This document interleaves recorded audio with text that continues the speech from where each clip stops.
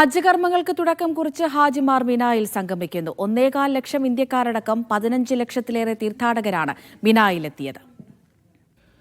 പുലർച്ചെയോടെ ഭൂരിഭാഗം ഹാജിമാരും മിനായിലെത്തി. ഇന്ന് പകലും രാത്രിയും ഹാജിമാർ മിനായിൽ പ്രാർത്ഥനകളുമായി കഴിഞ്ഞുകൂടും.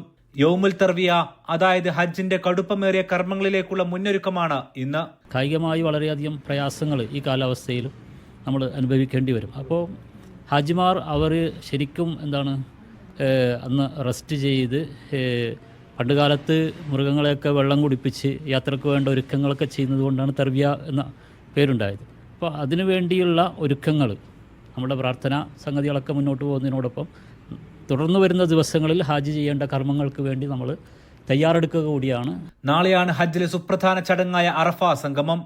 അതിലേക്കുള്ള മുന്നൊരുക്കമാണ് മിനായിലെ രാപ്പകൽ.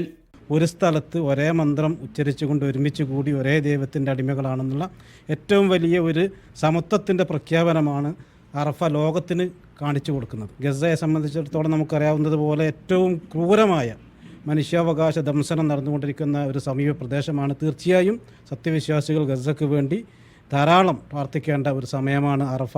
ഇന്ന് രാത്രി മുതൽ അറഫയിലേക്ക് ഹാജിമാർ നീങ്ങും. നാളെ സൂര്യാസ്തമയം വരെ അറഫയിൽ തങ്ങും. പിന്നീട് മുസ്ദലിഫയിൽ രാപ്പാർത്ത് മിനായിലേക്ക് തിരികെ എത്തും. കല്ലേറ് കർമ്മം, ഹജ്ജിന്റെ തവാഫ്, ബലികർമ്മം എന്നിങ്ങനെ പൂർത്തിയാക്കിയാൽ വെള്ളിയാഴ്ച തീർത്ഥാടകന് ഹജ്ജിൽ നിന്നും അർദ്ധവിരാമം കുറിക്കാം. എല്ലാവിധ പ്രയാസങ്ങളിൽ നിന്നും നമ്മളെ മുന്നോട്ട് നയിക്കുന്ന രീതിയിലുള്ള എല്ലാവിധ നിർദ്ദേശങ്ങളും അപ്പോൾ തന്നെ ഞങ്ങളുടെ അമീർ ഞങ്ങൾക്ക് നൽകിക്കൊണ്ടിരിക്കുന്നുണ്ട്.